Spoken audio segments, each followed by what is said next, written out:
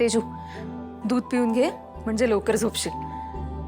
आणि उद्या या दोघी आहेतच तुला परत लवकर उठवायला. हे घे, दूध पिऊन घे. तेजू, तेजू. हाँ वहिनी बोल ना.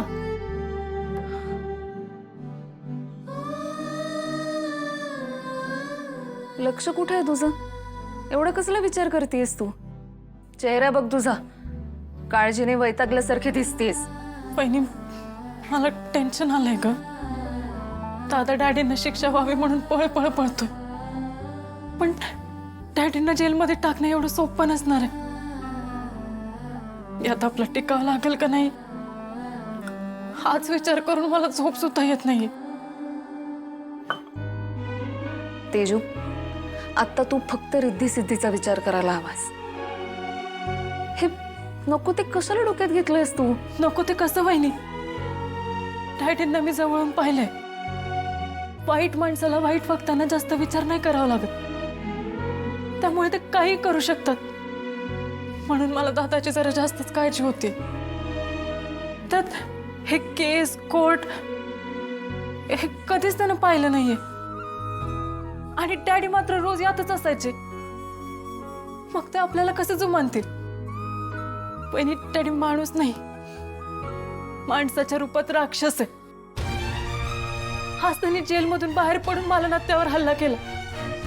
उद्या ते काही करू शकता. तेजू, काय बोलतेस तू?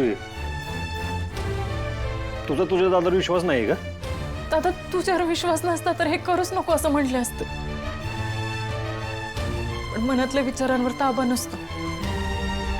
मनातले विचार येतच असतात. दादा तुझ्या प्रेमावर, तुझ्या मनगटातल्या बळावर माझा पूर्ण विश्वास आहे. पण डॅडी काय करतील याच्यावर माझा अजिबात विश्वास नाही. त्यांच्या डोक्याची शिजल ना ते आपल्याला सहन होणार नाही. दादा तू सरळ मार्गी आहे. तुला हे सगळे डावपेच नाही खेळता येणार. हे बघ तेजू, एखाद्या माणसाच्या अंताला कधी कधी तो स्वतःच कारणीभूत असतो. त्यामुळे तू नको लय विचार करू. दादा तुला मी काय म्हणते ना तर कळत नाही. अरे डॅडी आणि शत्रूची कारस्थानं मी जवळून बघितली. मी त्या घरात राहिली. अरे आपण खरंच खूप साधी माणसं आहोत. मग तीच आपली ताकद आहे असं समज. तेजू, आजवर ना आपण कुणावरही वाकडी नजर न टाकता कायम सरळ मार्गे चालत आलेलो. हा, पण आपल्याला जर मुद्दाम कोणी डिवचलं ना तर स्वतःच्या स्वाभिमानासाठी आभाळाशी नजर सुद्धा भिडवू शकतो. तेजू, सध्या ना माणसातल्या साधेपणाला दुर्लक्षित करून चालणार नाहीये. अगं गावातली लोक डॅडींची ताकद होती, पण आता त्यांनाही कळून चुकले ते कसे आहेत ते.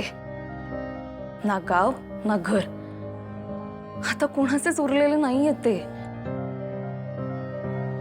त्यामुळे तेजू, आता यामध्ये घाबरण्यासारखं काहीही नाहीये.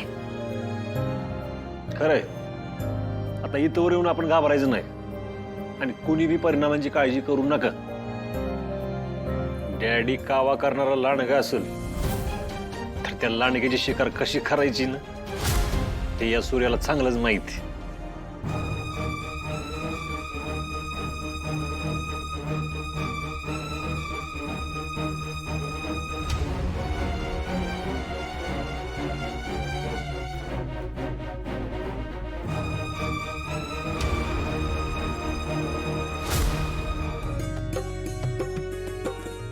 सूर्या, जोपर्यंत डॅडींना शिक्षा होत नाही ना तोपर्यंत देवाकडे मी तुझ्यासाठी फक्त यशच मागत राहीन.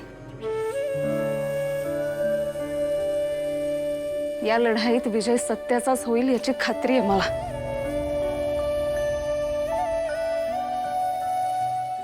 चला लक्ष्म्या घेऊया. तेच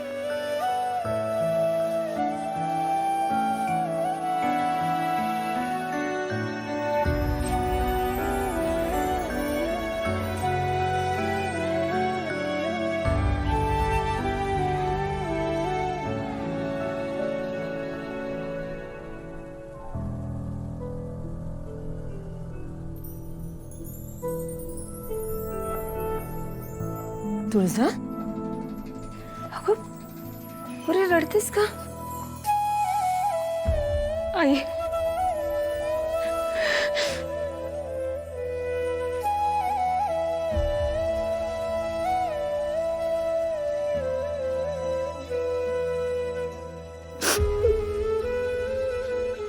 इकडे ये बघ.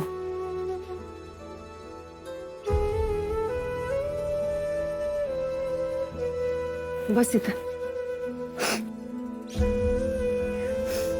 तुळजा तू या घरची लक्ष्मी आहेस. घरातली लक्ष्मीच आनंदात नसेल तर घर कसं सुखी राहील सांग बघू.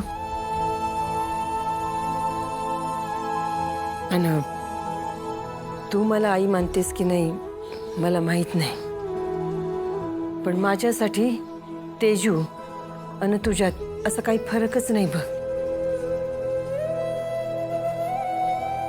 तुम्ही दोघी माझ्यासाठी लेकीच आहात. हे बघ तुझ्या मनात जे काय असेल ते सगळं बोल आणि मोकळी हो. आई लक्ष्मी घेताना ना आज वेगळेच विचार मनात आले हो. म्हणजे तुम्ही बघा ना, या गौराई 4 दिवस माहेरी येतात. माहेर पण खूप छान अनुभवतात आणि मग परत आपल्या मार्गी निघून जातात. पण माझं माहेर मात्र सुटलं हो आई. डॅडींना हे सगळं करून काय मिळालं मला खरंच माहित नाही, पण मी मात्र बाप भाऊ आई सगळंच कमवून बसले हो. तुळजा हे बघ माहेर कधी सुटतं का आपलं. आपण बायकांना आधी लहान असतो, मग तरुण होऊन परक्याच्या घरी जातो आणि तिथं संसार करतो, म्हातारे होतो. पण माहेरची आठवण आली ना की म्हातारं मन परत तरुण होतं. आणि माहेर माहेर म्हणजे काय ग, आपल्या सगळ्या काळज्या कष्ट विसरून फक्त आई आणि वडील यांची माया असते.